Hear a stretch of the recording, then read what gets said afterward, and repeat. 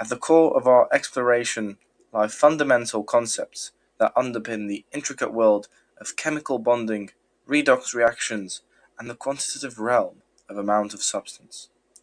These concepts are essential for gaining a profound understanding of the molecular nature that governs the behavior of matter. Ionic bonding is characterized by an extensive crystal lattice structure and electrostatic forces that arise between ions of opposite charges.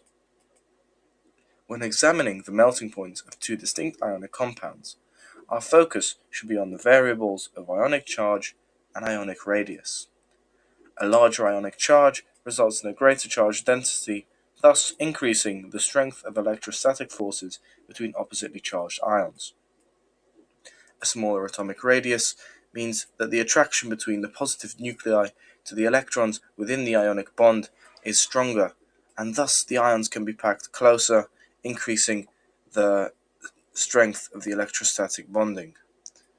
It's important to note that when layers of ions slide past one another, ions of the same charge repel each other, leading to the collapse of the solid, which is why ionic lattices are not malleable. Electrical conductivity, a defining feature, emerges only when ionic compounds are in molten or aqueous states, as the ions are free to move and are not held in a rigid ionic lattice structure.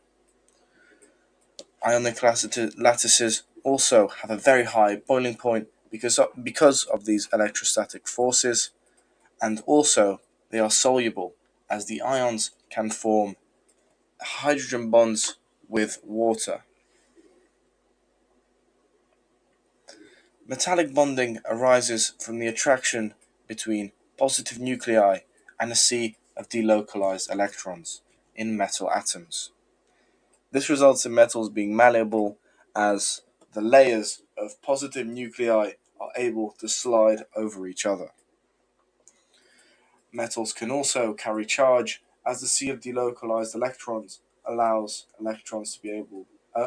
charge to be able to pass through. Electronegativity is a concept primarily associated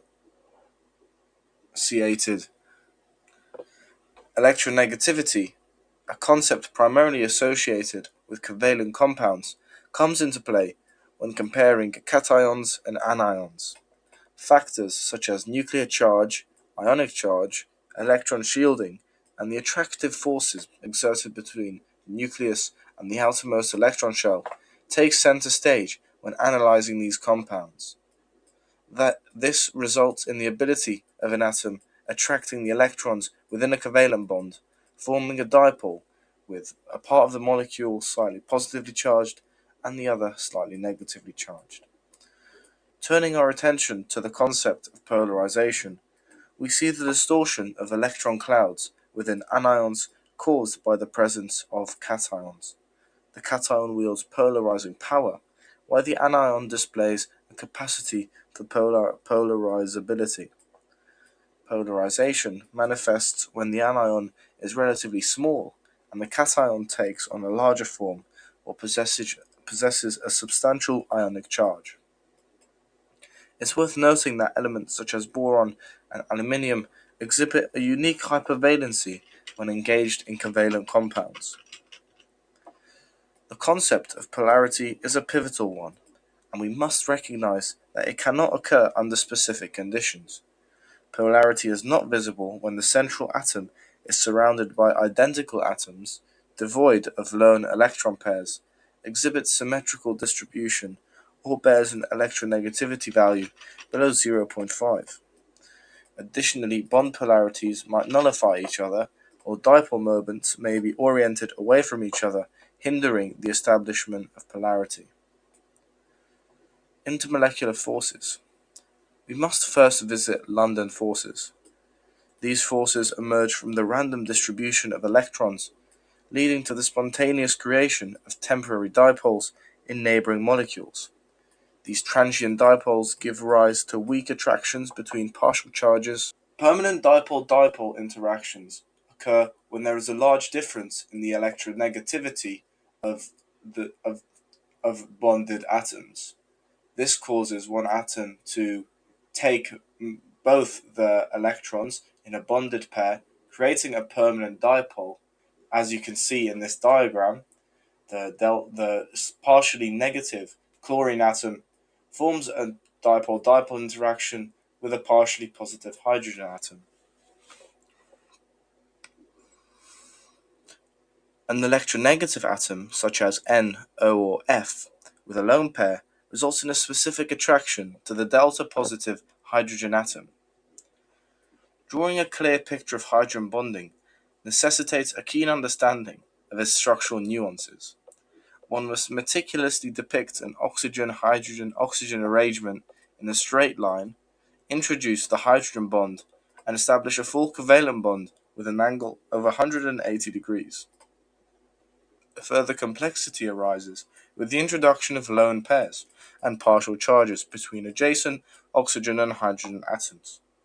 Additionally, the complete water molecule must be incorporated into the representation, with careful attention to maintaining a bond angle of 104.5 degrees. There are 5 main types of molecular bond angles. A linear bond angle is when there are 2 bonded atoms which forms a bond angle of 180 degrees. A trigonal planar is when there are 3 bonded atoms, each with 120 degrees in between the bonds. A tetrahedral is when there's 4 bonded atoms with 109.5 degrees in between each bond. For example, a phosphate group. Trigonal bipyramidal is when there are 5 bonded atoms with 90 degrees between 3 of these atoms, 120 degrees between another 3 of these atoms, and 190 degrees between the final 3 of these atoms. Octahedral is when there are 6 bonded atoms with 90 degrees in between each atom. Disproportionation and oxidation states. Disproportionation arises when an element undergoes simultaneous reduction and oxidation. In this context, we introduce the concept of oxidation states, defined as numerical values assigned to elements within chemical compounds, signifying the number of electrons gained or lost during chemical reactions. This concept unveils the intricacies of elemental behavior in compounds, with rules governing the oxidation states in monatomic ions and compounds. Balancing redox equations. Combining half equations is a crucial skill in redox chemistry.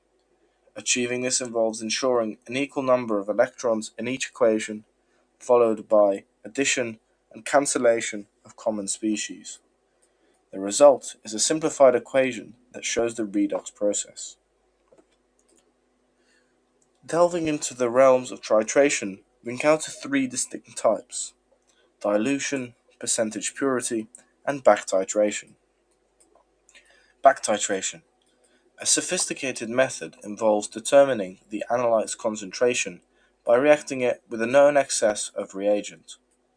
Dilution, on the other hand, pertains to the reduction of substance concentration through the addition of water. Percentage purity is a straightforward calculation that assesses the quality of a sample.